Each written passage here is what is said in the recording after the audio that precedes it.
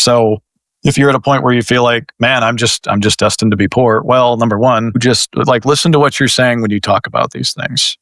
Like, oh, I'm poor and that's the way I've always been, or oh, money sucks, or oh, money's evil, or whatever it is. Well, that's probably more what it is than your life path itself. So, because you can learn a lot of your lessons without having to live paycheck to paycheck or what have you. So that would be my take on it.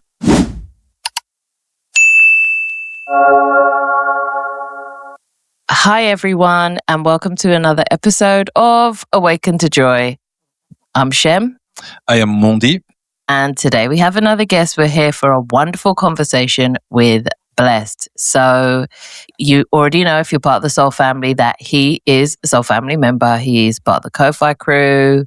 He's dropped countless amount of knowledge on our lives. So here we are to chat, and we'll let you introduce yourself. Hey, Blessed. Hey. Hey. Hey, you too. It's wonderful to be here. It's so nice to see you face to face in the digital flesh, I guess. But yes, I go by Blessed online. My actual first name's Dustin. You can use whatever you'd please. I respond to either. Blessed is typically how I'm known online, and seems to just fit me. I don't know. I've kept it for a long time. So yeah, I'm. That's me. That's who I am. Wonderful. Nice to meet you. I'm cackling because I cackle. Okay, fine. All right. No, that's what you do. Yeah. That's all right. Let's delve into this conversation. What do you want to start off with? It's going to be juicy. You know what? Again, nature of this construct. Awesome. Where have your going down the rabbit holes, your discoveries, findings taken you? Like, such a vast subject. Where are you? It's a dizzying subject, and that's kind of funny when it comes to learning about something like the nature of the construct. Like, you might approach it from A, B, or C angle or point, but then you go down that a little bit, and now there's D, E, F, G, H, I, J, K, like all this other stuff right there that just fans out. It's crazy. But for my part, I started with world history because I found it a bit strange that this event happened that way and that event happened that way. And eventually I got to a point where in my searching where I was like, wait a minute, what's this World's Fairs business all about?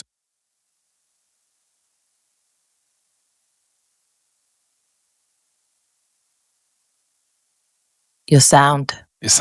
Wait, we can't hear you. Because the cat muted it.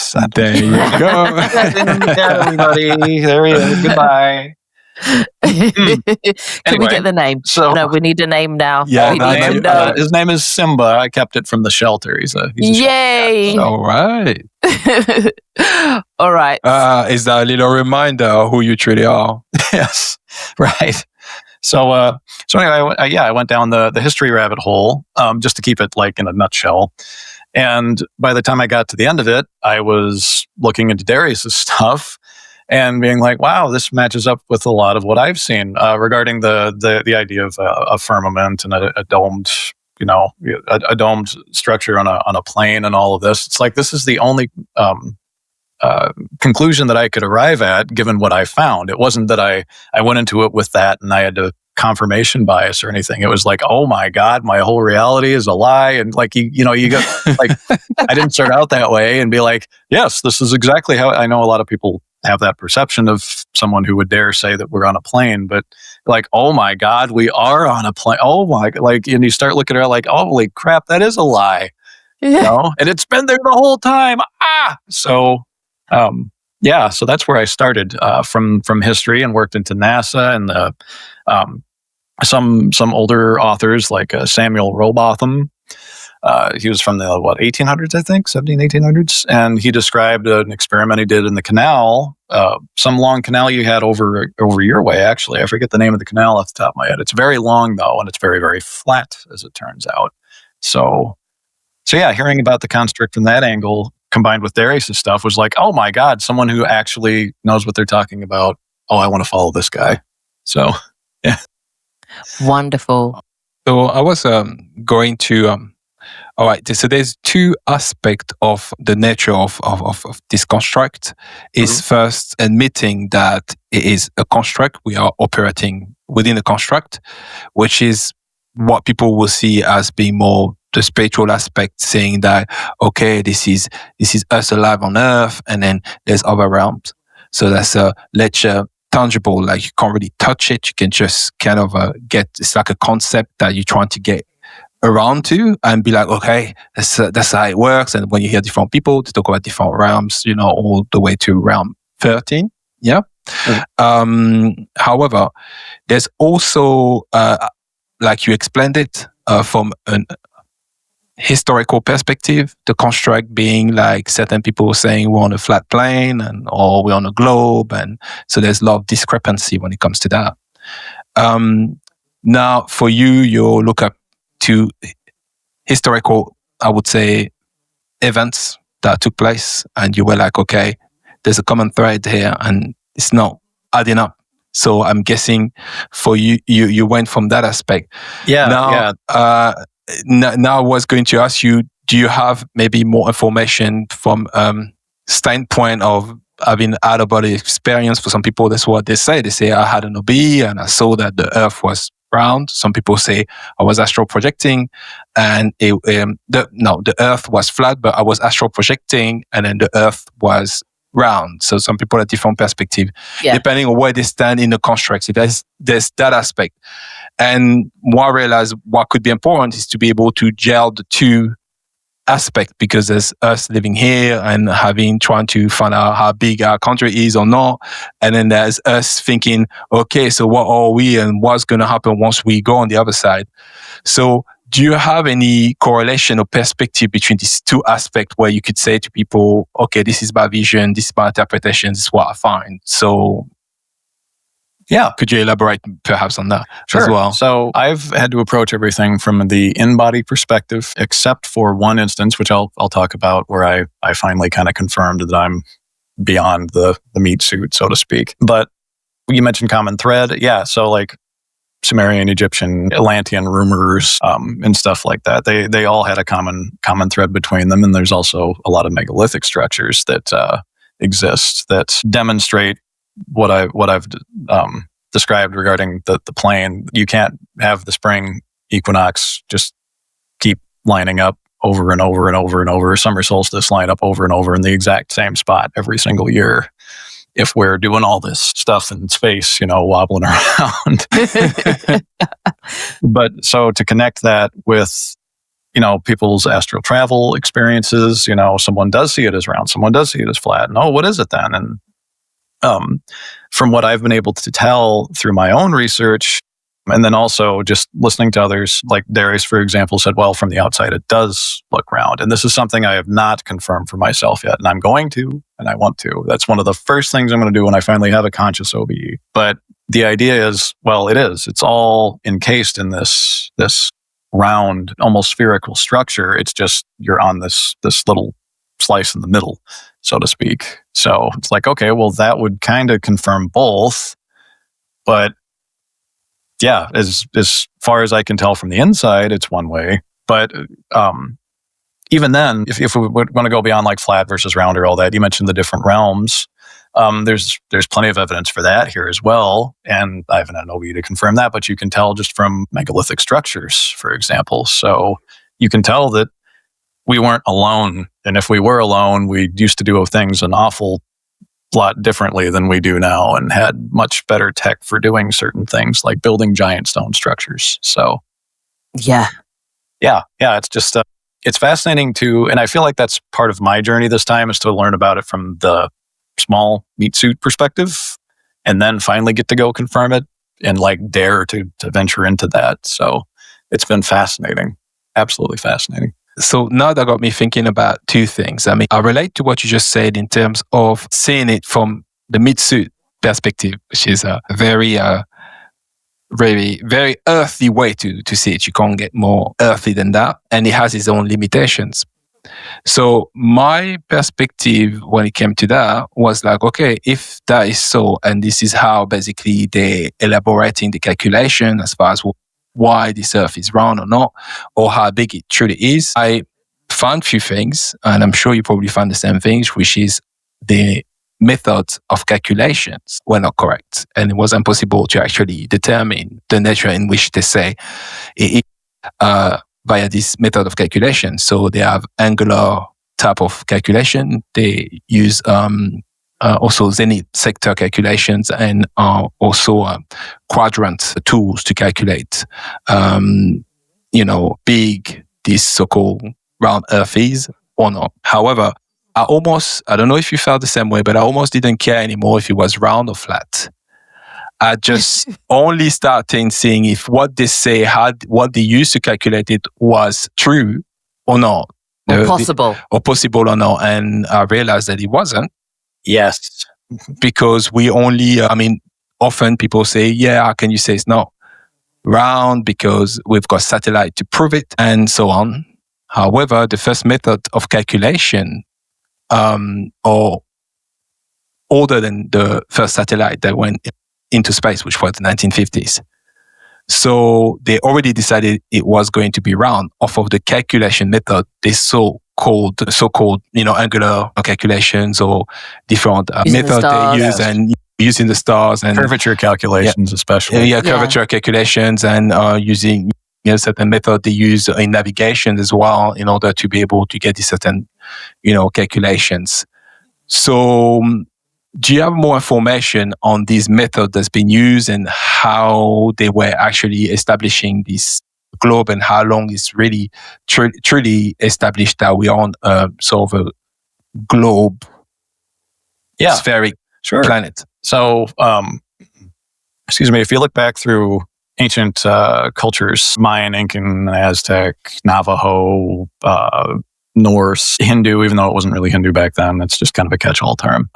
All these different cultures that existed prior to modern day, which I guess if you want to define modern day, I would say anytime from probably what people would know as 1700s till now. This idea that we are on this dome, and they still have their old depictions of this, their drawings, their culture passed this down and down and down. So I would say this is a pretty new phenomenon. And it was designed with the intent, as many things are, which I'm sure we'll get into some of that other stuff too, to keep you small and insignificant and disconnected from the truth. Because the further away they can pull you from it and keep you that small person, the more you can be lied to, manipulated, controlled, all that, which, maybe we'll go there, maybe we won't, that's fine. Yeah, so it's a very recent phenomenon. And it really, there's older maps even that would indicate, and people will debate the validity of this. And I'm with you regarding, I don't care anymore if it's flat, round. I don't care if it's a cube. It's just that the calculations don't add up. Like, okay, well, if what you're telling me is true, why doesn't this work?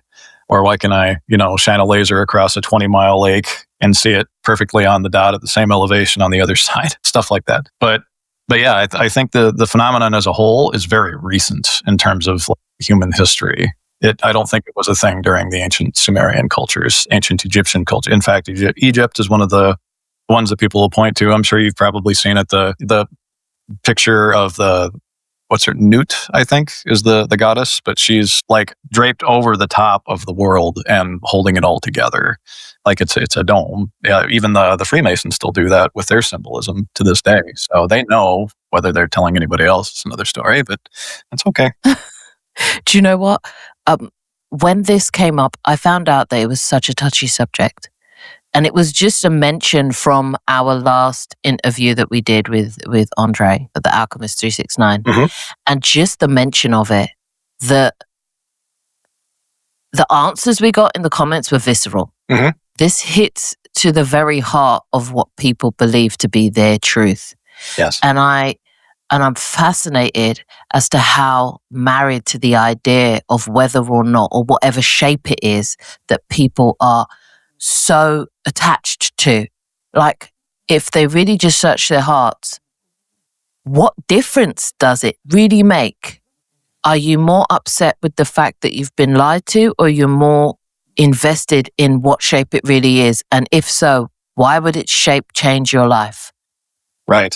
It's not. You know what I mean? And that's why I was like, I don't care about the shape. I care about the lie. Yes. Yeah, I think.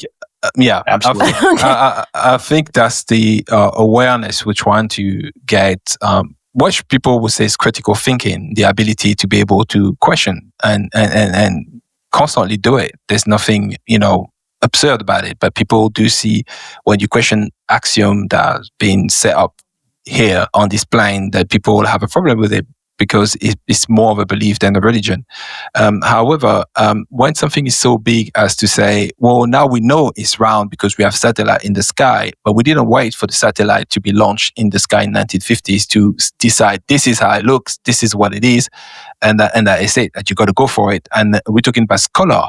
We're not talking just about a few teachers that decided that it was going to be that shape no matter what. It's just universities and big institutions. From times of Alexandria. And that was way before, from the 1700s, they decided already, like, nah, that's it. And even older than that, but really 1700, that's why they've really confirmed that, okay, this is a globe and done. But we didn't have satellite then. So even when you talk to people and see they're not being able to say to themselves, you know what, you're right. I am here saying, no, it's wrong because we know it because of the satellite.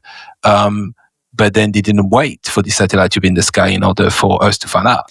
They decided, okay, this is round, and that's it. Which means now a bigger question is raised for people, I suppose, which means that how gullible am I? And that is a very hard question to ask yourself. No one wants to be scammed. No one wants to be, and I understand. I've got love and compassion for that, not wanting to be that. Absolutely. Yeah, it's much easier to lie to someone than convince them they've been lied to, as the saying goes. So I would say I would ask you a question on that. Is how important do you think it is and detrimental it is for us to know the truth about what we've been told? And do you think it's life changing for people to know the truth? Because someone would say, well, I'm having my job, I'm earning good money, I've got a family that loves me, what does it matter? It doesn't matter to me, because there's these arguments as well. People can say, so whether I've been lied to, whatever. And if you do think it's important, well, I would ask you why first, why do you think it's important? And then how far this can go if we let this take place again? Sure. So why is it important to, I still got to get up and go to work in the morning, right? Why is it important? What's it matter? Well, if you've been lied to about something so fundamental as where you are, then what else have you been lied to about? If you swallow these big lies, these huge lies wholesale, it does cause kind of I know you mentioned the visceral reaction people will have to this. Well, yeah, it's because deep down, that's a big thing to get lied to about. And that indirectly, that's coming up in the reaction that you get when you bring these things up. And that's okay. I don't set out to convince anybody at this point. Like, you do your own research or don't, that's fine. But if you understand at least that you're being lied to about something this big, this huge, this fundamental to your entire reality, whether you're going to work in the morning or not, then you're probably getting lied to about an awful lot of other things. And if it's too big of a pill to swallow, that's fine. But if you can even just humor it, then you can kind of start to see all these other things start unraveling in your life. It's like pulling at the thread on a sweater. You start pulling that thread, and pretty soon the sweater's just completely coming undone, and everything's just falling right off of it. And you realize underneath it, there was truth hiding the whole time. There was this whole, golem abomination over the top of the truth. Yeah, that's really all that matters. And think what you want, that's fine, but find your own path to truth, but try to find it at least. Don't just sleepwalk through life. That's the thing. And I think that's a big reason why education for me never sat right in certain places. And it wasn't the idea of learning something that didn't sit right with me. I'm actually quite a fast learner, so to speak, or what teachers would call, oh, you're a fast learner. Likewise. Providing I don't think what you're teaching me is flawed, and if I question it, I don't get an answer that satisfies my curiosity. That's when I would switch off and be like, I spell a rat. Right. Oh, did you get the quit acting smart treatment a lot too? Because you would ask questions that were uncomfortable or inconvenient, or the teacher just secretly didn't know the answer to. And yeah, I hear you. I actually went into history. it was something that was like very interesting to me. And it was my perspective that I took on history that actually got me into doing it on higher levels. And the only reason that my teacher actually let me in for the lesson is because I asked those questions. It was a bit opposite. He was like, you found a those good are one. the questions. Yeah. He's like, those are the questions I need people to be asking. And a lot of people aren't answering them. They're just reading the dates, learning the names, and then passing the course. They're not really asking, yeah, but how do we know this conversation if it was secret? Or how do you really know? Like, how do you get a whole world to start following a country that is less than 100 years old? Right. Like, and then take their currency? Yeah. Huh? And their language. Like, and yeah. How does this happen? Like, I thought, why did China say yes? What are we doing? Like, how did they pull that off? Right. And no answer, but. And as a child, even, you've probably played this. I think it's called Chinese Whispers in Europe, but I think we call it telephone. But like, even as a kid, yeah, get it like 8 people in a circle. And by the time it gets to the end, it's a completely different message. Whether someone deliberately messed it up or not, that's good if someone did, because that teaches you something. So that's me. I only play it like that. Nice. I don't play it with me and expect to hear what the main person said. I won't tell you. Right. I deliberately mess it up. Yeah. So on a more physical aspect, let's talk about this so-called flat plane. And I say so-called flat plane because I know that a lot of people, they feel that way about it. They say, how are you going to tell me that now I'm living on a plate or a disc? It's not very comfortable to really, like you just say, find out that you've been lied to. So the firmament now, now we understand the firmament as being sort of like a film above us that is separating some things, which for me is the realms, but for other people, they like, is it space above? Or what is your version on that? So the firmament above, whether people think that's space or not, that's fine. But it is some iteration of, I've heard people call it sky ice, a variant, some form of water that you can actually see for yourself. This is something people can prove, and it might be hard for them at first, but just try it. Just try it. If you go look any rocket launch up, and if they dare actually show you this, because most of the time they won't, they of course go in a parabolic launch angle, right? They arc because they're going to slingshot around the Earth and then go out into space, right? That's the story, right? That's why rockets go the way they do. But if they bump up against the dome in the process, you'll start seeing waves like it's a speedboat going across a lake. And you can see this for yourself. And there's no reason for that phenomenon to happen. No good reason. I'm sure they've got some silly reason to feed you, but if it helps someone understand, that's what they're doing. That's why they don't go straight up, and that's why they follow the arc, because there's nowhere to go. They're going to go land in the Pacific where you can't see them anymore, or on a platform through a CGI video of someone's SpaceX rocket landing on a platform. That's one of the biggest things I could point to instantly that anybody could see. Now, whether that's not enough, that's fine. There's plenty of other things. There's a civilian launched rocket, the Go Fast project, I believe it was called, and they stuck cameras to the rocket so you could actually watch it for once. Because why do they never do that, right? Why isn't there just a freaking camera on the rocket itself just pointing up? It always looks back down with a fisheye lens, but I digress. This Go Fast project went straight up, and you hear the rocket is going crazy fast, and all of a sudden, and it's spinning very, very quickly, and then all of a sudden it thunk. You hear this thunk, and then it stops spinning. Did it hit the firmament? Did people say, oh, that's what happens when it splits stages, but that was the end of its launch. That was it. It just started coming back down after that. So it's like, well, draw your own conclusions, but I don't think you'd hear a thunk, and then it just stopped rotating. Like, it was going so fast, like the camera was like you were on an amusement park ride, like, like get you sick.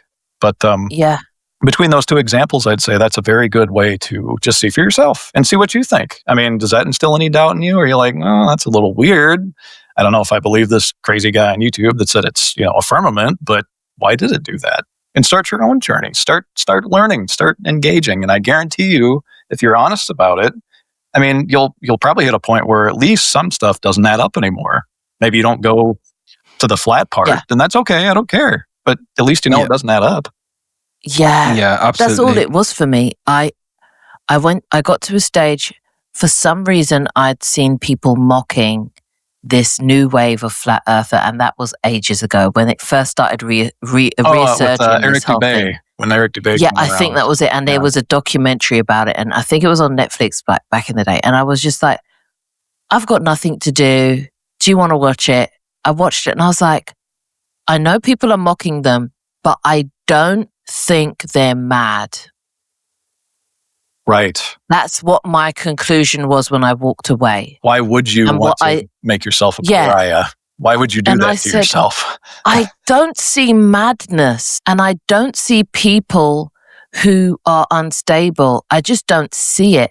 And I saw a lot of the mocking coming from the side of the scientists. And I was like, if I knew something to be true beyond a shadow of a doubt and somebody didn't believe me, I wouldn't treat them like this to get them to where I knew was the truth. Right. I wouldn't have to mock them. Exactly. I wouldn't have to ridicule them. I wouldn't have to belittle them in any way, because I'd have compassion for the fact that it's just they simply don't know. Right. Because it's like watching politicians fling mud at each other or something. Like it's because you don't have an argument. So it's like, you're dumb. No, you're dumb. And I'm like, you got anything more? Right. So that's what really led me into it. And then I went down the route of just asking other people. And if you go back to one of our videos in the comment section, which I'll probably post again, someone put, they didn't comment, they just left a link. And when I went on the link, it was it was like a 3-minute video, and it was no sound whatsoever.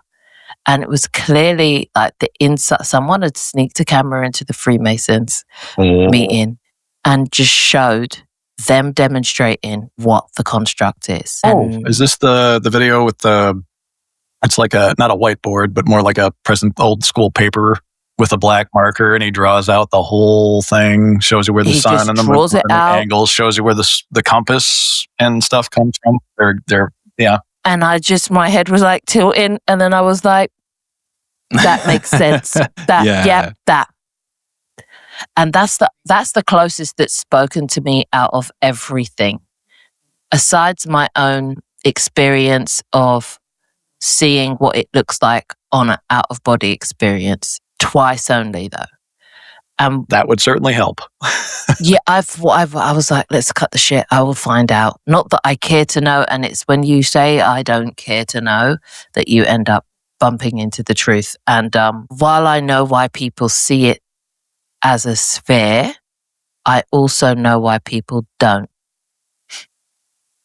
Right. And but it's not what they're telling us. No. That's my knowing, and I don't have to fight anyone about it anymore or do a documentary about it. It's just go see for yourself if you can, and if you can't, join someone's lesson, find out how to do an OBE and go find out for yourself. Right. This is where I'm at right now. I'm like, go find out for yourself, but don't come for everybody in the comment section, because there's just no point. Well, here's a joke, and it's not the first time that's been mentioned. The Freemason, the whole point of being a part of the Freemason is to have an OBE. Yeah. So go figure. And it's one of the processes been said before, and it's just that there's that's a trait. Don't tell anyone. Oh yeah, and all the symbols they do, and all the mysteries. All the mystery schools did that. It's just that's the one that most people know these days. Like all of them had at some point or another, they wanted to induce an OBE in you because they for you to to know. What the main reason is for the Freemasons, for you to get over the fear of death, because then once you get over that fear, nothing can stop you, and you're not you're more you're more able to keep a secret. Or vibrate at that frequency that allows you to. Because nobody can really threaten you with death if you're not scared of death. So if you need to keep any sort of secret, then that is pretty it. But if you frighten, and so that is also one of the reason why it's important for people to find out the truth for themselves, and even if it's through an hobby. Now, I think the first hurdle is for them to admit that hobby even exists in the first place, and we are certain natural ability, and you can actually find a lot of truth. So once people get there, I'm guessing things will change dramatically. Oh yeah, definitely. Yeah, I mean, once you know, like, well, that's it. You've been there. Exactly. So that leads me to the questions I was going to ask you. It's what got you to start your spiritual journey, and how long have you been on it and questioning the world and what's going on around you? What type of and I'm tying into that. What type of kid were you? All right. Yeah, that's a great question. Questions. So what type of kid was I? I was the type of kid that have you ever heard of the term indigo child? Not that I'm too fond of labels, because maybe you don't fall into the whole category, but the child that was knew that this was just like foreign and weird, and like what you're telling me doesn't matter. Teacher, kindergarten teacher, whatever. Like, I already know how to do this. Like, very quick to catch on to principles of, arithmetic, whatever you're learning in school, reading comprehension, all that. Like, yeah, fine, whatever. And you're just bored a lot because school's there to like tire you out if you're on that. I don't like the grade system in general, but say when I was younger, I probably could have just, if it was allowed, like test out of like many, many grades and just get ahead. But that was the kind of kid I was, like just caught on very quick, but I also got bored very easily because it was designed to make you bored. So that translated into being a very cynical late teen, 20-something, and being very arrogant. So for my youth, it was just a disaster. It wasn't pretty. It was a good learning time. Are we talking Sheldon level, or where are we on the spectrum?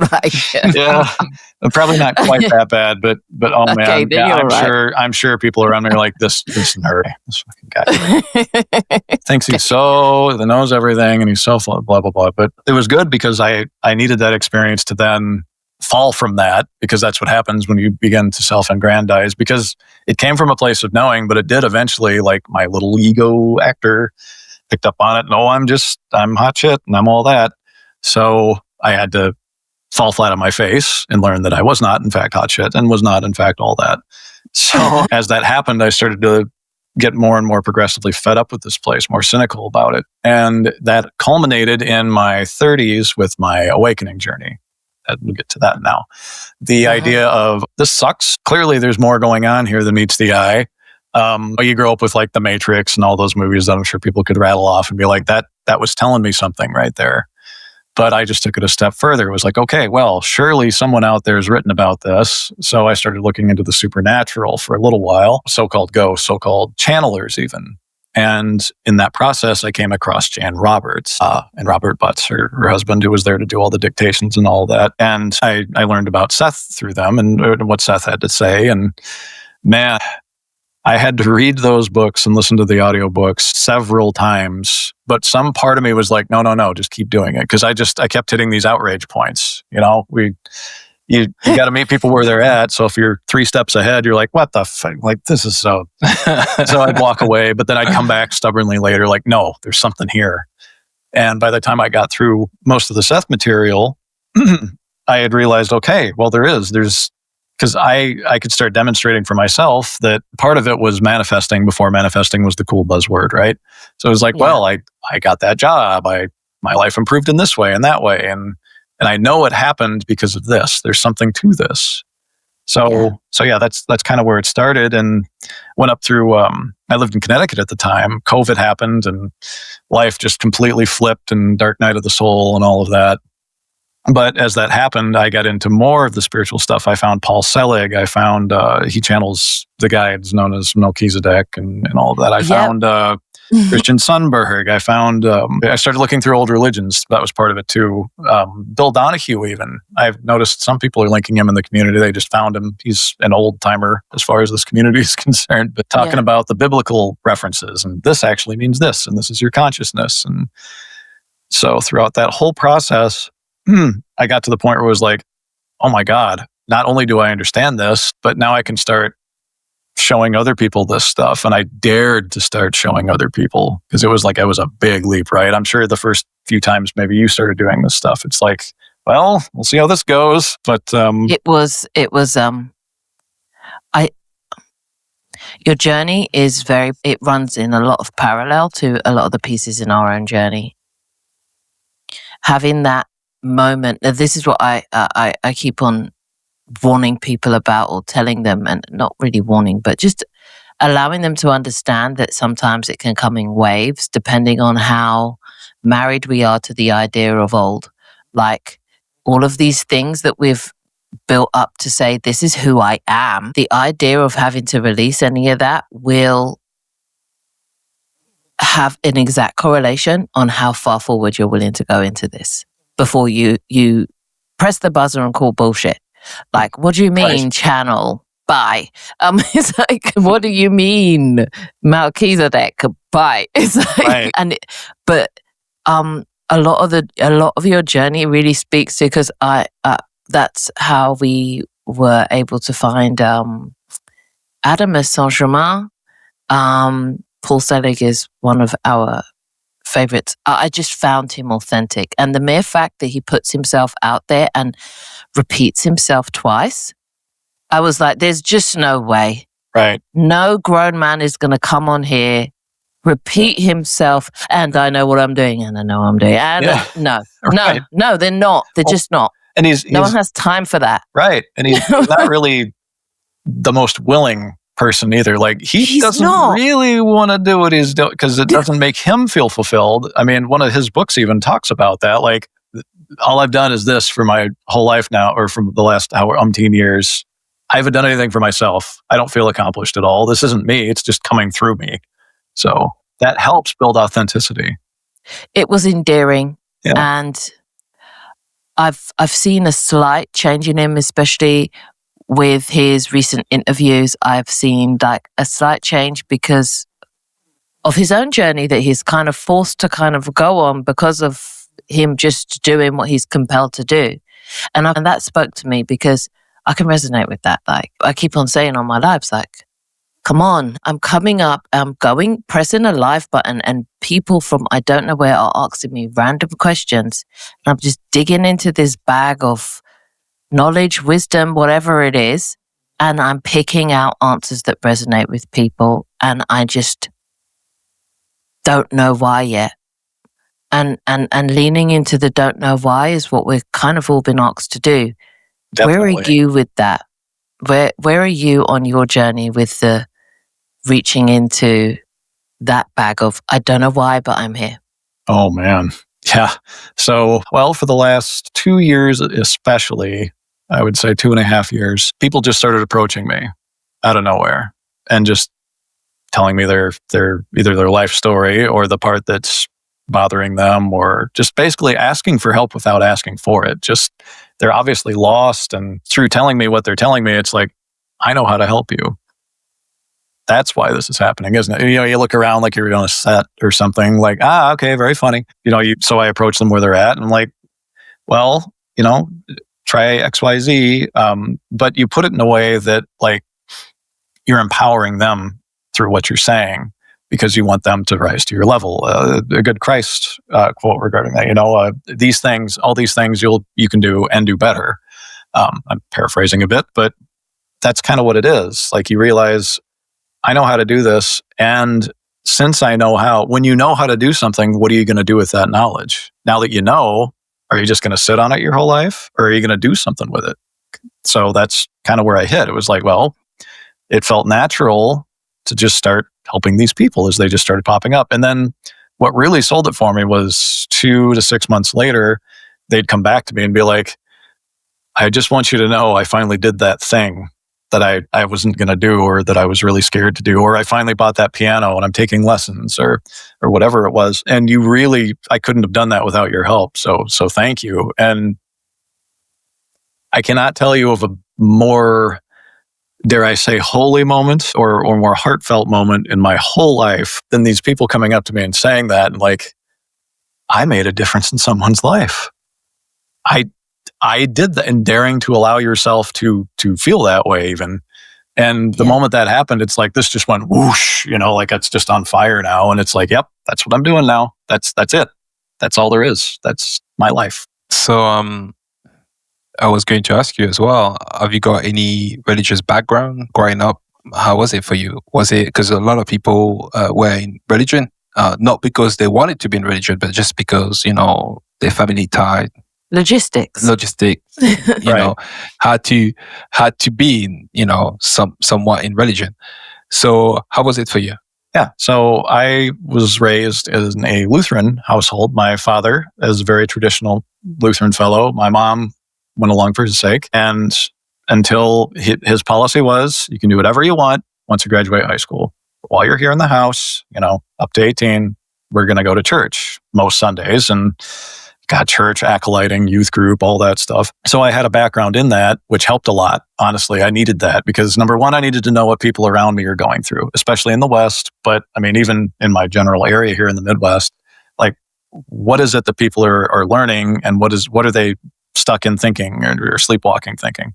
So it helped with that. It also helped me get disillusioned to any idea of religion, because it's obvious that it's just so full of, like, someone took some really awesome, amazing divine knowledge and slapped their own, I don't like demonizing the ego, but egoistic crap on top of it, and put maybe 20% lies in to 80% lies, depending on the spot, but enough to throw you off course and make sure that instead of you finding your own divine light, let's turn you around and come right back and look at me. I'm your savior. I'm the one who knows all the stuff. So stick with the church, stick with the, whatever it is. So yeah, that part really helped with my religious upbringing, was getting that part. That was a key piece of the puzzle. So yeah, I Lutheran background until 18-ish, and I think I've gone to church twice, and those were just for the sake of my dad. It's like, sure, I'm home, I'll go to church with you. So, which he very much appreciated, but not for me. That's very kind of you. Yeah, really. And so I can relate. So okay, so we got the upbringing out of the way. So then you past 18, you do what you want. I think in America it's 21. So then what happened then? Did you pursue a career or education? How was it for you? Because a lot of people are under the impression that some of us, our awakenings been happening a long time ago, specifically when you're in your 40s. I'm in my 40s, and it's been happening a while ago, but it didn't happen when I was 20. So how was it for you? But it's waves, isn't it? It's waves, but how was it for you? Well, from that point onwards. Sure. So yeah, I would agree. I mean, once you start awakening more and more, you can look back and see the breadcrumbs that were left for you the whole time. Sure. But that doesn't mean that you were just some, halo around your head, enlightened individual right away. I certainly wasn't. So yeah, from there, I just pursued college. I went for my gen eds at a local college, and I got in with the tech department there right away, the IT department. And I realized this is pretty neat. And I'm already learning more than I could ever learn from these really expensive classes, which have only gotten more expensive since then, but that's a whole other story. So I just decided I was just going to work in IT. So I did. I worked in IT, and I did until I just decided to pull the trigger on this. That's all I'd been doing. So yes, and I did walk away from the church. I actually went into a bit of an atheism streak for a little while, went down the rabbit holes of Richard Dawkins and Sam Harris. Just to name a couple, and I was like, well, a lot of what you have to say makes sense, but I still kind of get hung up on this, like, therefore there is nothing, and you just go into oblivion, and that's that. That seems a bit silly, because this seems awfully temporary and short, and if that's really all there is to it, how would this even continue? Surely there would have been a generation at some point that went, this is so pointless. why on earth? Like clearly there's got to be more going on. So I left that bag behind in my early 20s. I would have walked away from that. But that was also very important because now I understand that side too. So when I talked, like you mentioned I mentioned the breadcrumbs that lead you to where you're at, all these separate little pieces, the Lutheran piece, the atheist piece, the Seth Speaks piece, Jane Roberts and all that, the channelers, the religions, studying ancient Sumer, studying ancient Egypt, understanding myths and their importance, like Greek myths, and seeing the thread that connects all this stuff together, the megalithic structures, all of it. Now that I know this, again, now that you know something, what are you going to do with it? Well, obviously it led me to this point, which, yes, to your point regarding it feeling like a 180, I feel like I nearly missed my exit on the interstate highway, and I took it at the last second, knocked over all the cones, those little like I just barely got there, just careening in that direction, but I'm there now, and it's like, okay, well, here we go. So, yeah, I hear you on that one. Oh, lovely. Which leads us to the monolithic structures. I went down the rabbit hole of energy lines, dragon lines, ley lines, and monolithic structures all at once. And it was only because I was looking at the stars on a birth level, like, is it because a lot of people roll their eyes about zodiac signs and stuff like that. And then when the news came out that they're missing a whole sign, how in the world have we been functioning with one missing? And it would probably speak to why there's still a huge percentage of people who it never resonated with. Right. Because how could it? Their attribute was never accounted for. Mm-hmm. And then when I went down that rabbit hole, I was like, well, you can't get away from the time and date you were born. So if you go by that, then if we do time, date, and location, those are something that's do it to the stars then, because the stars are in a certain place at that time. And then it took me to ley lines. And then the monolithic thing came up and I was like, hang on a minute. And then once I realized that these structures are frequency points, they are basically computers, stone computers holding data, waiting to be transported and transmuted and send different transmissions everywhere. It's like a telephone line. Yeah, transfers of information. Yeah, and I was like, oh, this is interesting. So what rabbit holes have you been down when it came to that? And like, at what period of your journey did you kind of like jump into that, or did that kind of like reveal itself to you? All right. So yeah, a lot of the monolithic megalithic structures, I picked up that when I started studying like Sumer, Egypt, etc. Because everybody knows the pyramids in Egypt. That's always everybody knows that one. That's fine. But most people don't know those pyramids are all over this place. And some of them are buried under dirt. Some of them don't get talked about because they're in China or, under the water in some places. But that's what initially led me down that, because it's like, well, if that's true, like you can even just start with the easy ones. There's the Egyptian pyramids, and then there's pyramids in South America. And it's like, well, these are awfully similar. And then you start looking at their gods and goddesses, like, why do these stories match up so well? And then to your point regarding technology, even that just reminded me of the hieroglyphs in Egypt. I forget the temple itself, but you can hold a light up to the hieroglyphs in one spot, and the light will scatter and perpetuate down every last little hieroglyph that's on this wall, implying that there was a reason for this and that it probably lit up in some other means before. But yeah, the idea of high technology behind all this, right? So getting onto ley lines and stuff like that part, once I started realizing these things, and then also researched mystery schools and went down the, be scared because Washington, D.C. has a pentagram cut into it and all this stuff, I don't know if you've seen that, but its infrastructure being set up the way it is. But I was like, well, I got over the good evil thing pretty early, thankfully. So I was like, well, what's this really mean? So I looked into ley lines a little bit. I have not looked into them as much as I have a feeling you probably did. Regarding the constellations and the stars and all that, oh yeah, when I learned about that hidden 13th and the fact that there's this ongoing kind of meme of a hidden 13th thing. Oh, that really opened the door behind even more lies. Oh, that's another way to get to the truth. Okay, well, if they lie about this 13th sign, then what else are they lying about? But yeah, the megaliths especially, like, I don't know how anyone looks at those and thinks sticks and oxen and carts and or whatever else, like that speaks to such a higher truth, even regarding the nature of the construct.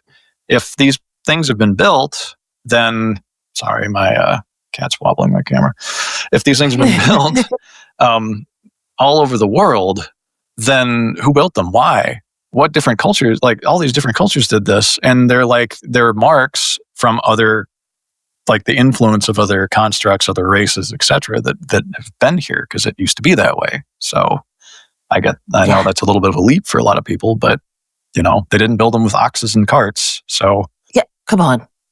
And that's what then kind of looped back to, if you had that type of technology back then that's probably how you really knew how to calculate the shape of things that were bigger than you.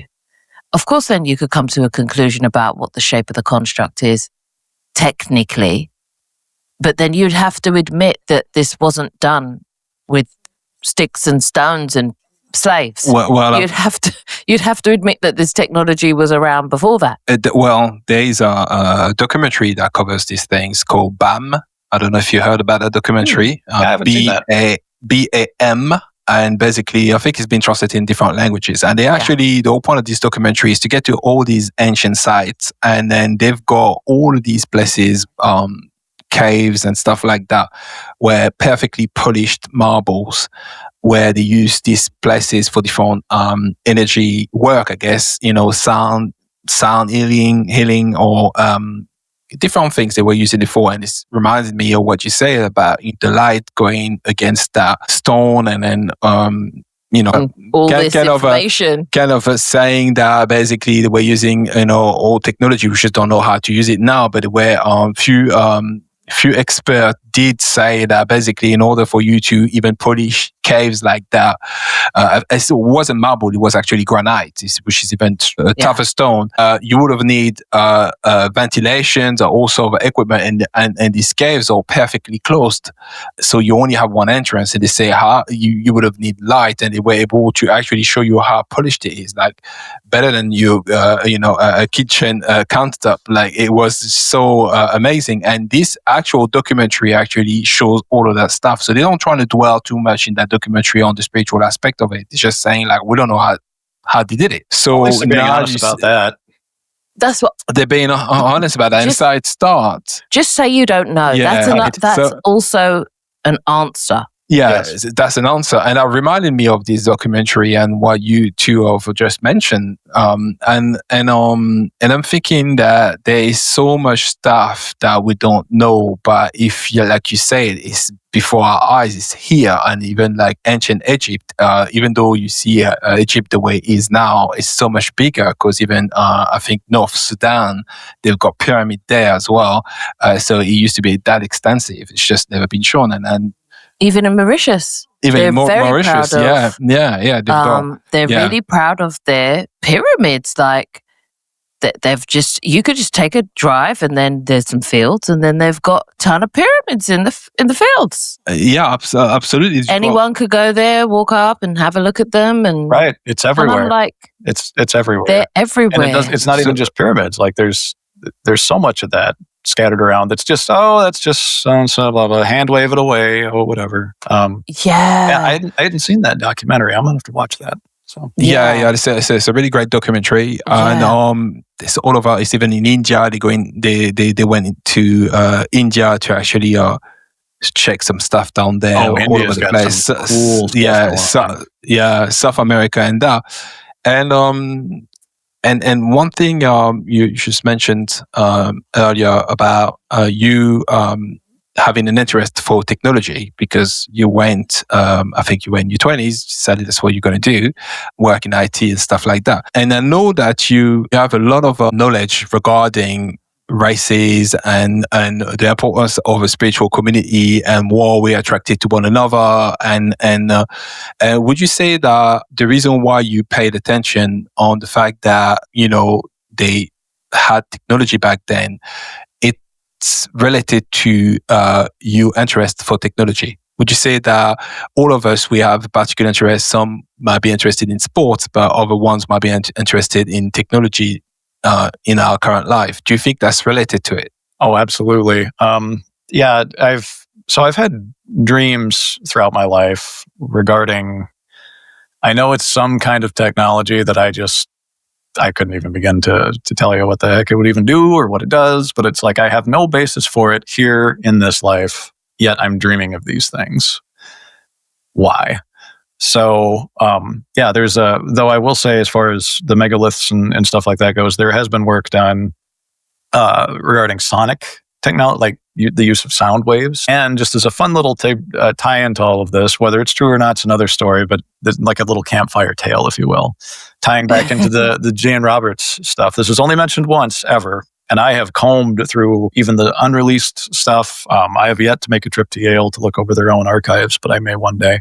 But Seth only brings this up once, and he talks about an old civilization that lived here, allegedly, that made things with the use of sound, made great, huge tunnels. They were mainly in Africa and Australia, and they made this whole subterranean civilization. Well, regarding the very polished stone and what have you, they also had the technology to make paintings that would come to life if you were to look at them, like you felt them. You were there in the painting and all of this stuff.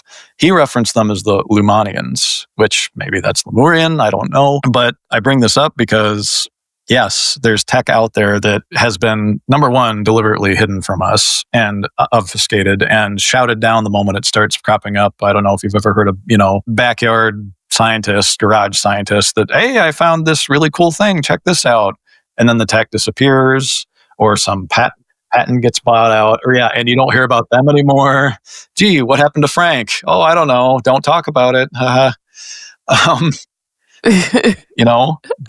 Yeah. I feel like this stuff has been deliberately suppressed, and we're deliberately kept dependent on the stuff that can make us dependent. Electricity, for example. There's concepts regarding the old world. And to your point regarding, the stuff being all around us, in a lot of the older cities, especially over in Europe, but it's here in America too, hiding. There's old world buildings that used to have giant antennas on them. A lot of the cathedrals are set up in such a way as to be very acoustic. They obviously serve a purpose regarding sound. And anybody can just walk into an old cathedral and go, hey, and like, it bounces you can tell there's acoustics set up in here for some reason. Yeah, healing, construction, all of these things were based around frequency at some point. It's obvious if you go and research into these things. So yeah, I think, and also around celestial bodies, as you talked about before, light shining in through different things. You reminded me of the Aztec temples, Aztec Mayan, whatever, it's one of them. Like serpent shadows appearing on the side of pyramids at certain points of the year. And even Stonehenge, old structures like that are set up. So if you look this one way at a particular equinox, the sun will be right there every single time. Just stuff like that. So yeah, I think it's all based around tech that we're just kept in the dark about. If only we'd see it. And I think a big overlay of this is us accepting ourselves as part of that tech. Yeah. It's that this you are the key, which is a big part of the work that I do through reading, is to empower people into understanding their own power. Like, you're not just this thing that calls in something from the outside, you illuminate it from within. And the way your suit is set up is to be able to amplify that. But you're going to have to lock in, and you're going to have to see things for what they are. And I think this whole being lied to situation is to keep us away from that very thing. Because why would we have a technology that could sync up with everything around us and then we're not the key for it? Yeah, that makes sense. I can only refer it to Monsters, Inc. if anyone's watched it. Very, very, very, very technical show. It's about monsters. I've heard you reference this a few times. Yeah. Very, very I have technical. never watched the whole thing through, but I feel like I watched enough of it now, just listening along to the example. It's going to come up again. Fair enough. Monsters, Inc. If you use screams, you can generate a lot of energy from people through fear, through all of those things. But they found in the end that the thing that generated the most energy was laughter. And it was the quickest, and it was the most, to the point where they hardly had to work. And I think it was a reference to a shift that we're going through here as well. The only way to see that, though, is if you're willing to say, okay, this might not work as well as we think it is. And like you were saying, the old energies we use, the way we use electricity now, it's kind of, or energies, water, anything, it's kind of set up. Yeah, Simba says, yeah. You know what I mean? It's set up to keep us dependent and away from who it is we are at our essence. Absolutely. Yeah, it's one big distraction. Yeah. That's how it feels. Like, oh, look that way. And then and then you hear rustling and you're like, what's going on? Yeah, look anywhere but here.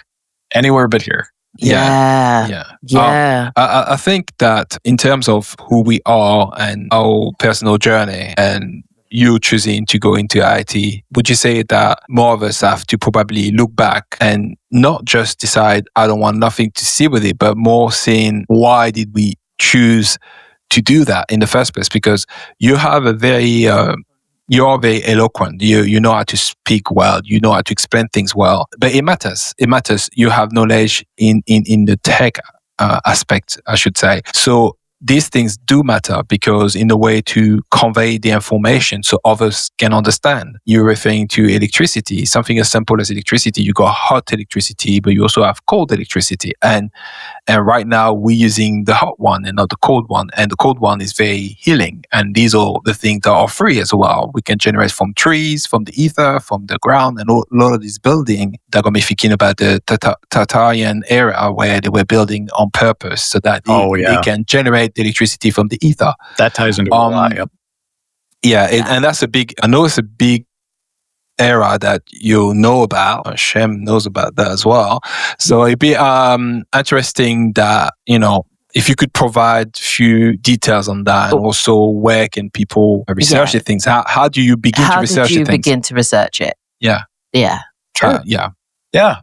I would say for most people, it would probably be the easiest to start with just like a YouTube video. And I know a fellow, which I can link to you guys after if you'd like. Cool. He goes through it. The title of the video, if I recall it off the top of my head, is History from a Different Point of View, or an Alternate View.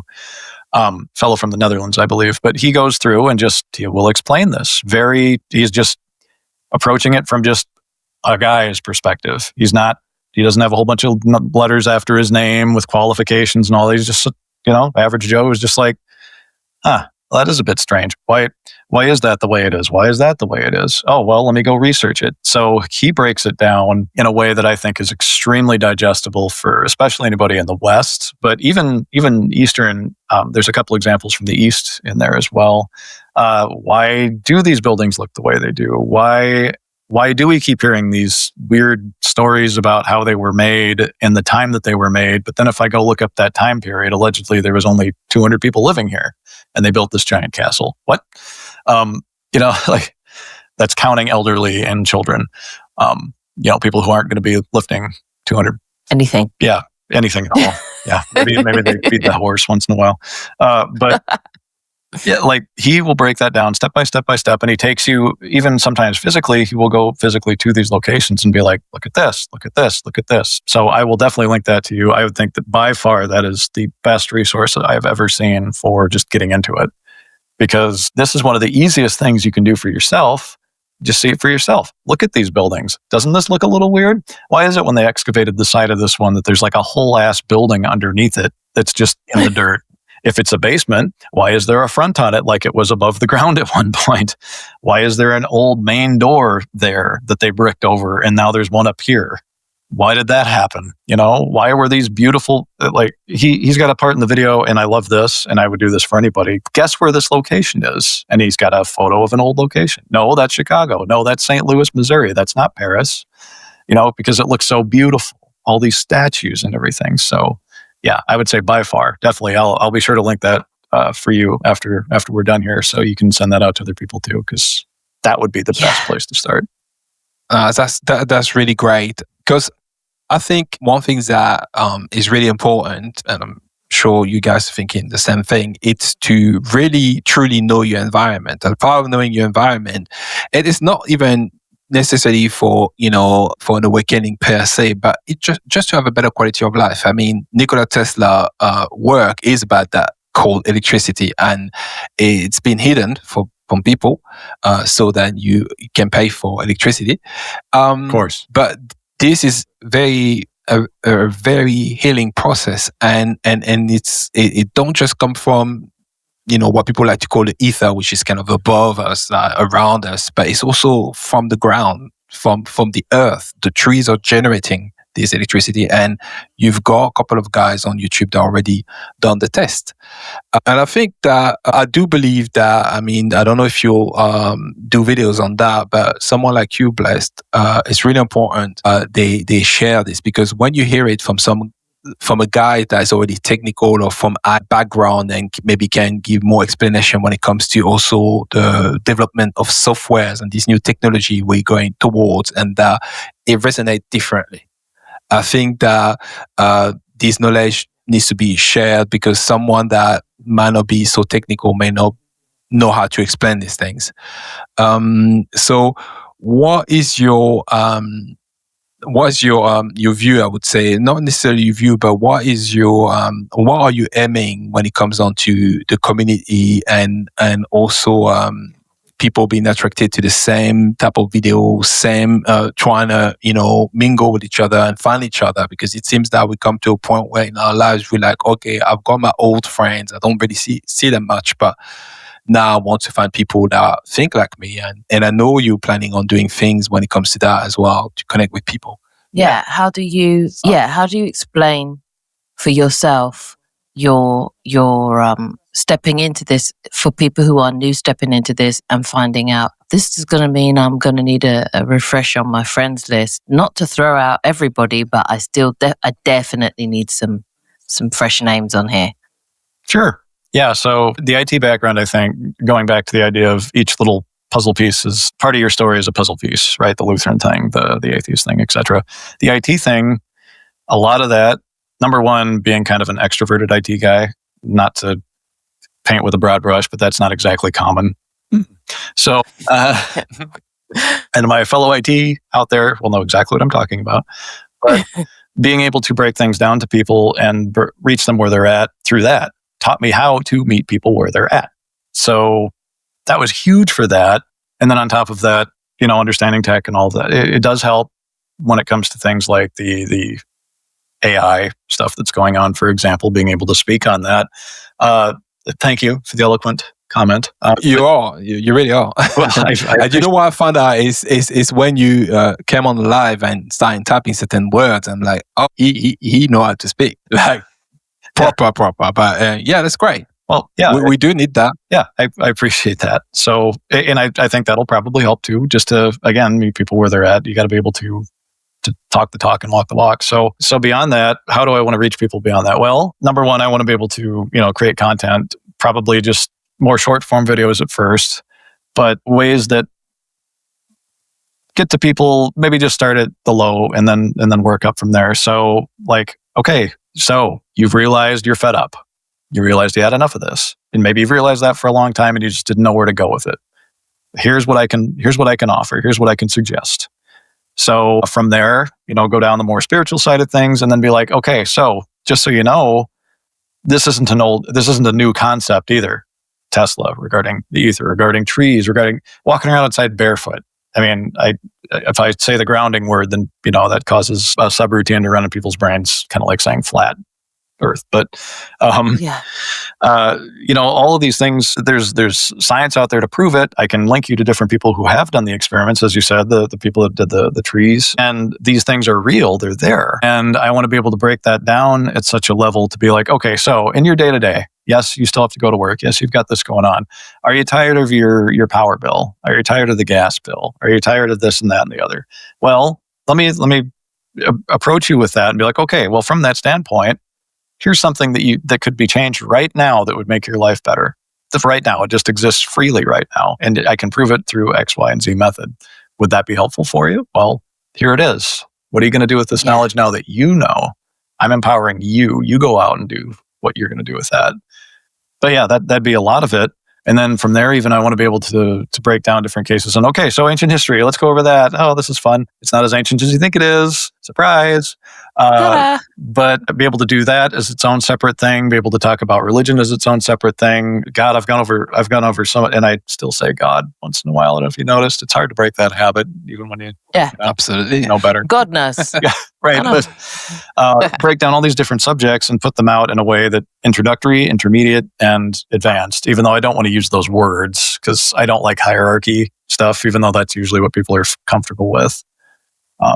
So yeah, I think every last little puzzle piece I've built in my life is driving me towards that point because I needed them to get here, whether I realized it at the time or not. So yeah, that's where I want to go with it. And even if I end up offering more intimate one-on-one stuff, that'd be fine too. That's great because I know you already done it. I've told you, but so what I was gonna say is I know that there's a whole sway of a big wave of people now where the new thing is everybody trying to have an OBE, whether or not they've experienced it or believe they have or haven't. It's like the new thing to do. Where are you on that? Have you experienced one? And the reason I'm asking is because of your depth of knowledge and because how much times you've come on a live, drop some knowledge and people are like, oh my God, he must be a guru from somewhere hiding in the shadows. So of the shadow of death. Right. Delivering us from, you know what I mean? Right. So have you even experienced one? And if so, if you want to touch on it, you can. You don't need to put DL, but like, what would you tell people who are trying to pursue that right now? Is the new thing? Do they need to go through one in order to get some information or at least start on their fact-finding journey? Sure. So I would agree more with like what Corey would bring up regarding that. Like if you have your OBE, then you're just going to know. So if you focus on that and get it done, then you didn't have to learn X, Y, Z, ABC, all this other stuff in the meat suit. But maybe your path, maybe your decision was to stay here and do it hard mode. So yeah, with regard to OB, I have had one out-of-body experience. It was very, very, very brief. But I've told people it was as though I realized if you were to have, I'd put it to you this way, if you were to have an iPad smashed to your face and you were just watching the iPad of life, and then you realized after a while, you got so hypnotized with it, you realized you thought that's all there was. But then you have one moment that lasts for fractions of a second, but it felt longer for me at the time, where you pulled that away for a moment and you're like, I'm still here. Well, and you got about that much time because the moment you got to that excited and boom, and then you're right back in. But like that was my one time. But I'll tell you, just having even that was enough to be like, oh yeah, that's real. And that's so much more real. I mean, it couldn't have lasted more than just a few seconds total. But yeah, that one moment gave me all the proof I needed personally. So meeting people where they're at before they get to the out of body is probably more what I'll focus on for now. But I have a funny feeling, and maybe it's because I've had a couple dreams about it or whatever you'd like, that I'll probably end up having a few more and then probably move into a space where it's like, yeah, let's talk about this. Are you trying to go there? That's awesome. How are you doing it? And then especially for people who have had one, be like, hey, so let's swap notes. Yeah. Basically, the reason I ask is because a lot of our community, as you know, like we're in the same cell family. Like people are really curious about that right now, and I'm very aware that there could be this assumption that if you don't have one, then you'll never, ever know the truth. There's no way you'll know. And I get it to a certain extent, but we didn't all sign up, like you're saying, that we didn't all sign up to have the unfolding in that way. And it's not that we can't all do it. It's just our reliance on it cannot be that. We still have to value the meat suit, so to speak, and the experiences that we have within it. And then eventually, I guess people understand that OBE is still a very within experience. Because once you're out, you're out. You literally need to be within to have the OBE. But then that's probably for part 2. Yeah, I think also something, there's 2 things that I've noticed, and it does involve having an OBE in the body experience or astral travel, because as far as I'm concerned, it's the same. And some people will say, no, it's not, because whatever, doesn't matter. What I think is this: there's codependency people tend to build. And it got me thinking about what Cesar Pagan from Beyond the Frequency 369 said when we had the episode with him. He was saying that basically we have these worship genes inside of us, and we need to be aware of that, because that's what usually takes place, meaning that, well, now we are going to look who had the most fantastic experience when it comes down to having an OBE. But what I come to realize, and it seems to be pretty much the same for you, Blessed, and also you, darling, I think you've experienced that a lot as well, is looking back to your life and being like, okay, what was I doing all of these things? Because all of these do now want to come out of my body, because that's what happened to me when it comes to that. And then, and what does it mean? And we were talking about not throwing the baby with the bathwater as well. I'll give you an example. For you, it was IT, but for me, it was the building industry. So I know how to build a house. I know how to do all of the stuff. Nice.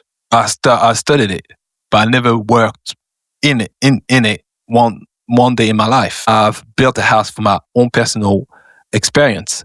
So did a house conversion, put it together. Yeah. And I realized that, and I hated it, the study of it. I did not like it. Oh no. I got what I want, got the qualification, whatever. Never wanted to work in it.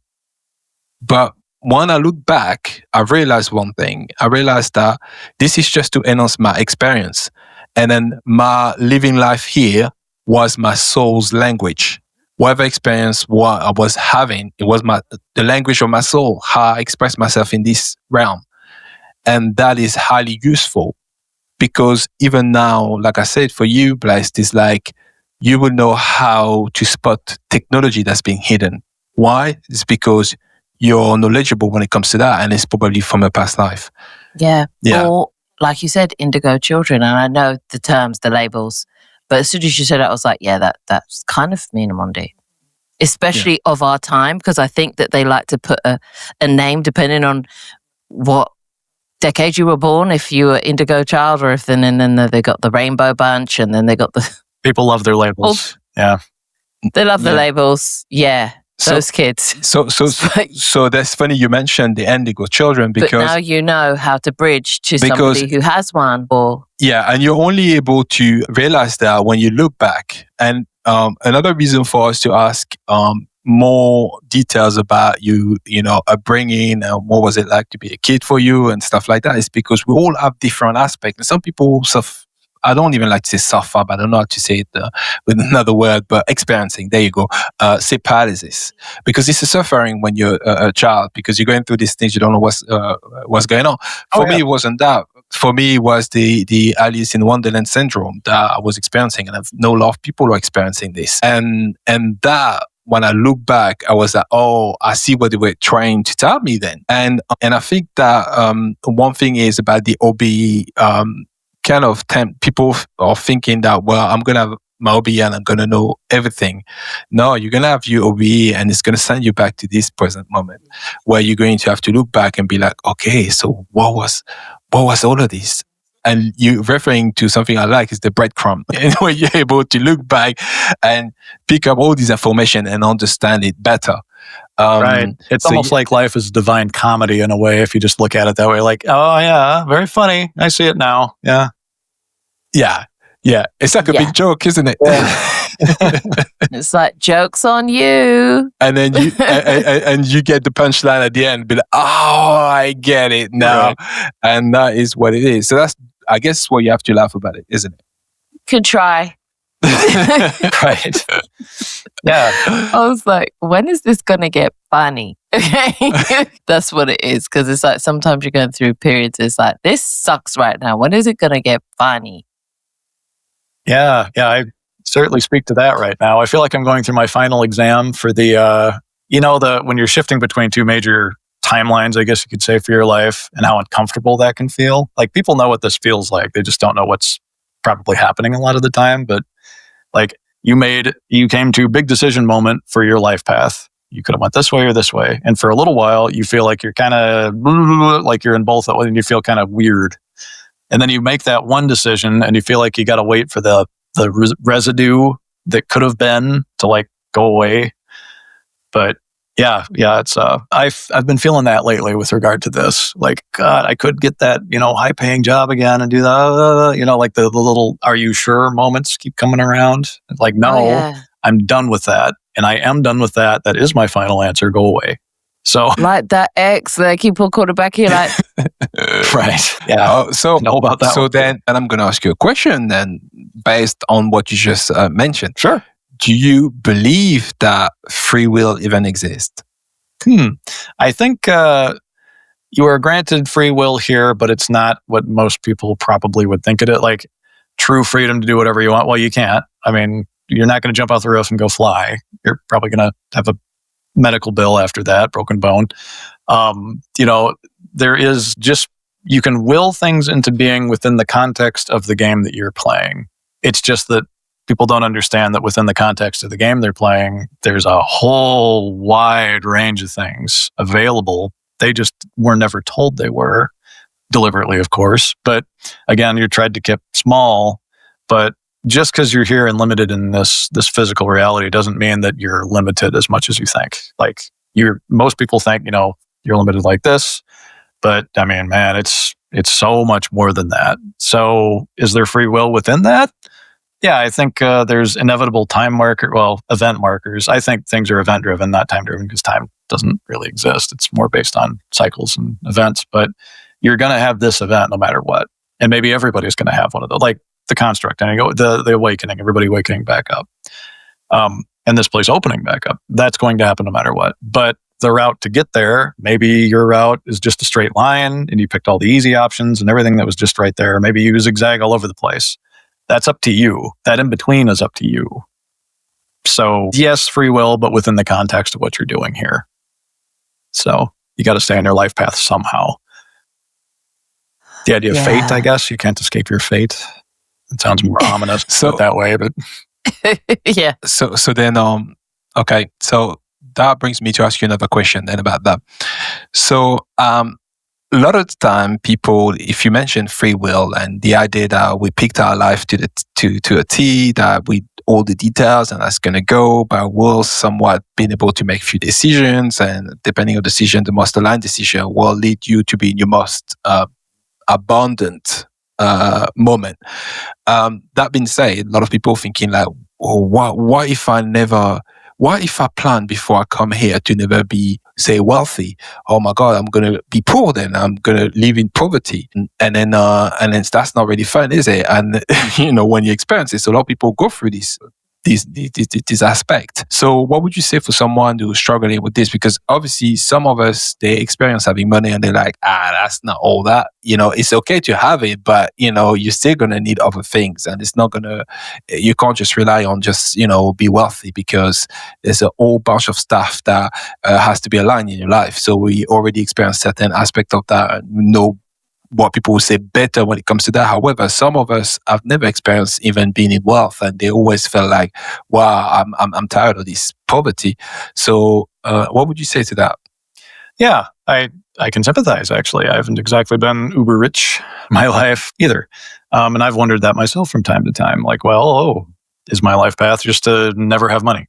Well, number one, examine where you're at. Do you have any limiting beliefs around money? That will probably be the number one thing and most relevant thing for most people. But beyond that, say you had a life path set up where maybe you were going to end up poor, but I don't think, and this is just some educated guessing on my part, let's say, obviously I haven't pulled out my life chart and had a look yet. I can't wait to do that. But I believe you come in here with the idea, I wish to learn humility. I wish to learn, greed even. I wish to learn, I think it's more of an overarching idea of what you're going to learn. It's not, I wish to be poor and know what it's like to be poor. Maybe it is, but I have a feeling it's more about like, okay, I've had many existences where I was very cushy and life was great and all of that. I need to learn the flip side of that.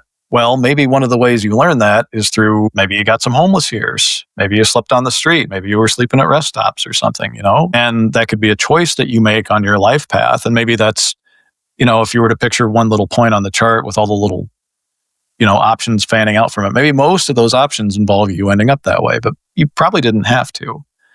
So if you're at a point where you feel like, man, I'm just destined to be poor. Well, number one, just like listen to what you're saying when you talk about these things. Like, oh, I'm poor and that's the way I've always been, or oh, money sucks, or oh, money's evil, or whatever it is. Well, that's probably more what it is than your life path itself. So, because you can learn a lot of your lessons without having to live paycheck to paycheck or what have you. So that would be my take on it. Don't know, but would you say it's possible to be caught up in a karmic loop where you keep on coming back, wanting to experience the opposite of what you experienced in the previous life, and as a result, you tell yourself something, and it's very hard for most of the people to understand, because most people say, yeah, but I don't understand one thing. And it's some things I ask myself the question before. I say, okay, but if we cross over and now we know all that is, and now we just, are supposed to clean that off, all the worries, all the things we did not understand should come to us now, and we should be clean in a way, on the soul perspective. Yes, we integrate the experience, but we know better. However, it seems that some of us kept on going back to kind of rebalance whatever it is. But every time they came back, they've forgotten why they were here in the first place. And it added up to, which I refer that as being a karmic loop, where you keep on bringing the old karma present in this life rather than find a resolve. We wanted to actually see your perspective on that. Sure. Yeah. So I believe the idea of karma is a thing. It's just more like actions and consequences than it is like, I didn't give to the poor enough in this life and now I get to have a round as a frog or something. I don't think it's, like that.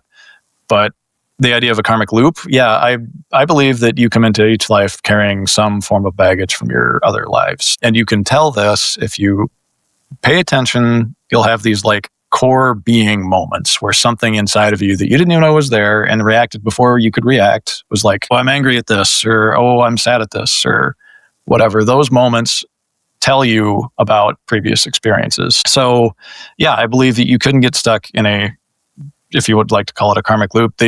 And this used to be a thing as per, say, like what Lisa M. Harrison has to talk about regarding the construct as a whole even. But the idea that guilt, shame, etc. drags you into another existence where, oh, I got to do better. Basically, if you want to boil it down, I have to do better. I have to do better. I have to do better. I have to do better. Like someone who got obsessed about a video game and is like, no, I'm going to beat this the right way. And they just, you lose them to that for a while. It's an obsession. So you got to come back and you got to come back and but I don't think you have to do that. That's you getting caught in a loop. Because when you first come out, as it's been described throughout any texts I've read about, most people are still a bit kind of groggy. They don't have all their memories back yet, after you've passed on. So you get to a point where you are very easily manipulated in this space.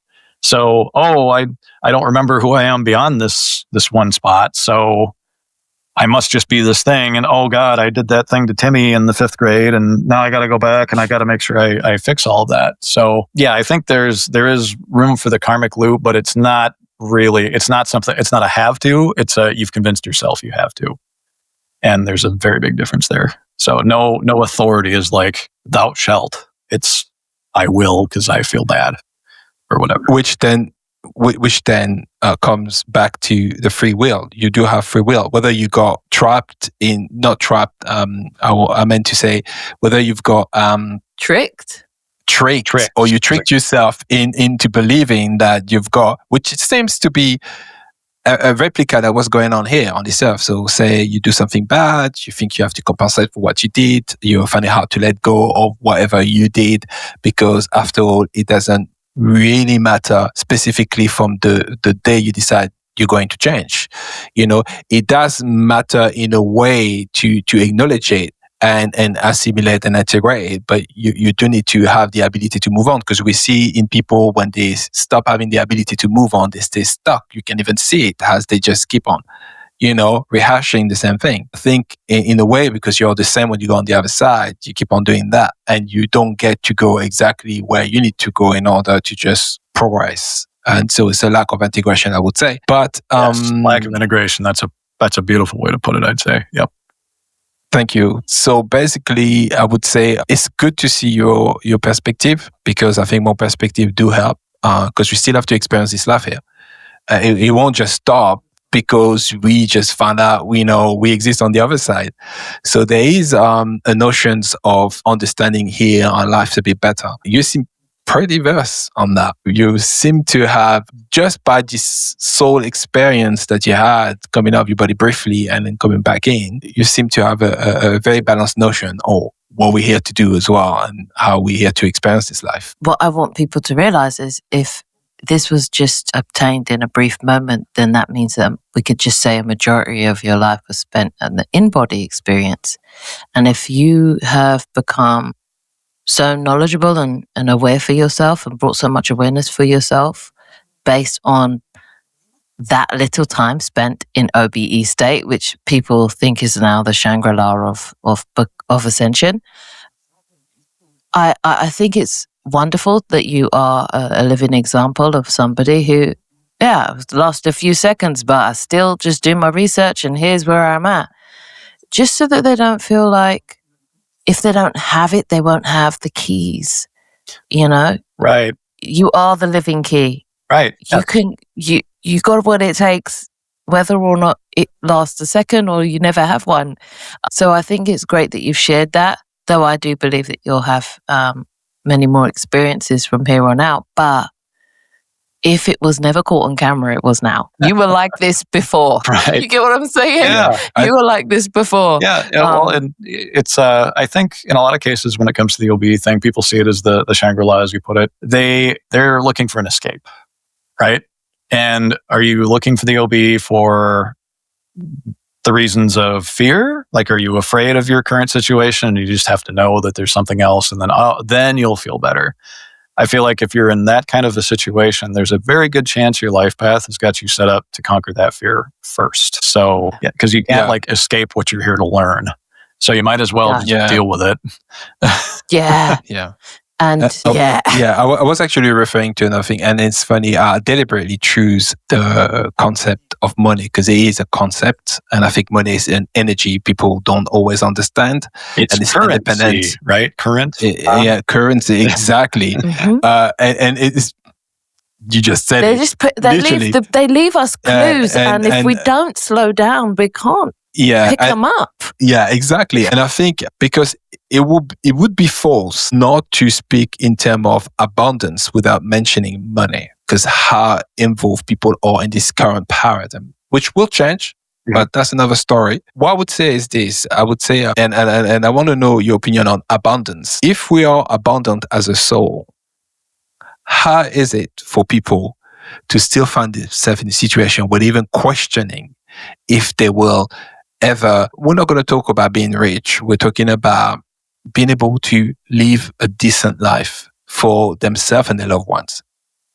Yeah. So, I would definitely say regarding abundance, and you pointed it out right there, and this is where a lot of people get hung up on the idea.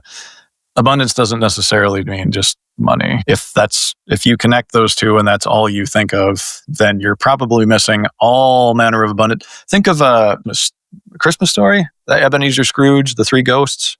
Like, you saw how abundant, Tiny Tim's family was in all ways that were not related to money. Yeah, God, they had like water soup or whatever for Christmas, right? Like, they didn't have anything, but they had each other. And that's something that the money couldn't get you. So to that point, regarding abundance, yeah, your soul, yeah, you've got God mode, if you want to put it in gaming terms or whatever. You've got all the things out there.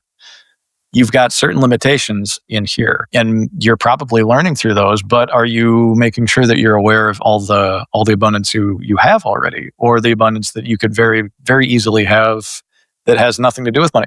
Do you need money to get that nice fancy house of your dreams? Do you need money to make sure that, braces happen for little Sally? There's probably another way that's just right over you because you're limiting yourself. So you have to, and this goes into the idea of manifestation too, for anyone watching.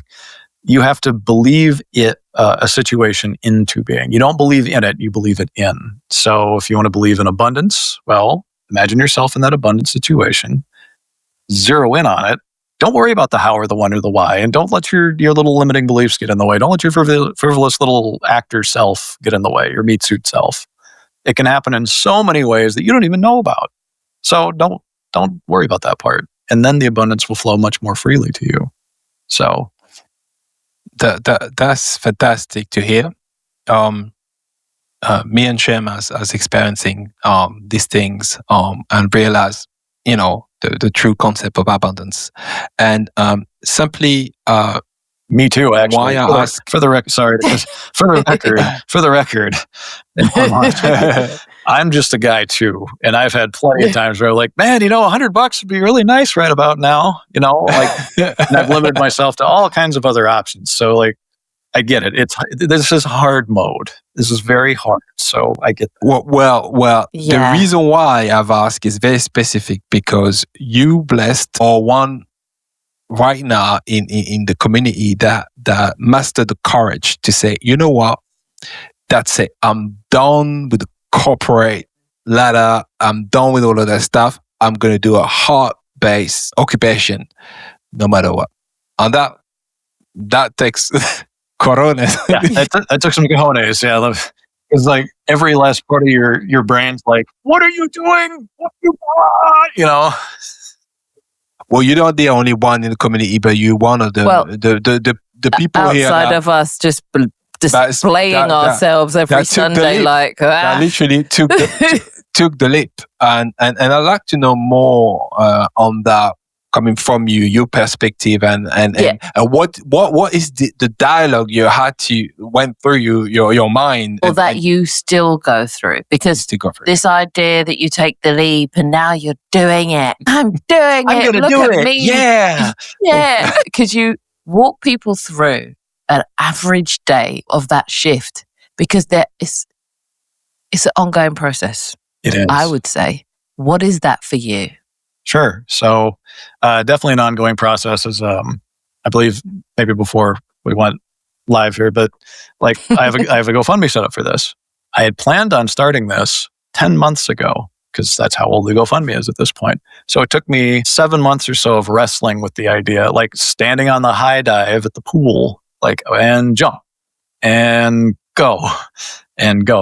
Because it's like you gotta wrestle with some fears, and you gotta get them out of the way first. You have to, because otherwise they'll eat you alive and they'll put you right back in your loop, and you'll have to come right back around later to this point again. But like, how are things going to get paid for? Blah, blah, blah. But after about 7 months or so, it's like, no, it doesn't matter. I'm fed up. That's enough. And in fact, there's biblical references to this. This is part of the process. It's okay to blow your top. It's okay to get mad. I mean, don't take it out on anybody, but like, no, I'm done. That's enough. If I am God, and if everything around me is God, if everyone is a God, if you want to put it that way, I can do anything. And that means this can happen, because if I am God, this can happen. Therefore, it's going to happen, and that's it. That's all there's going to be. I'm glad you brought this up, Amondi, because it reminded me of some of the things you said recently. I think it was last Sunday stream, maybe. But you were like, if I am God, then I can do this, right? Because how do you put it to the test? And there's biblical references to that too. You have to put it to the test. So that's after wrestling with the fears and finally getting them out of the way and saying, look, I don't care if you got to be careful with this. I don't care if I end up homeless on the street and starve to death. I'm doing this, right? Because you don't want to have that up here all the time. But like, that's the point you get to. Like, I don't care if the body expires because of this decision I make. I'm doing it, and that's that. That's it. It doesn't matter what else happens. I know this is my path. So yeah, for anyone who's maybe struggling with this or isn't sure or whatever, like, are you at that point? Can you say to yourself, like, I don't care what happens, and get to that point, like, no matter what happens means no matter what happens, I'm doing this now. Can you do that?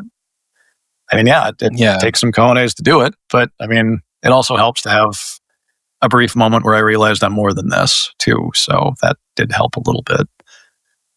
I think this is wonderful that people get to hear this from you, and I'm putting it out there that I'm going to have you back on just for the mere sake to catch you before your rise. Just so that there is reference to this, okay? How's that for manifesting? Tapped in saying... Sun's manifesting for me, hear that? Right it's done. Your eyes. It's done and dusted already. Yeah. I know it to be true. And I want people to see this as a testimony, like it's like a living thing people could go back to and be like, yep, yeah, it did. All right, fine. No excuses. Because we've got so much more to cover, we'll end it here, but I want you to tell people where to find you. Where's your GoFundMe? How can they reach out for now? And what can they look forward to, at least in the near future? And if they just want to do a quick reach out, how can they reach out to you?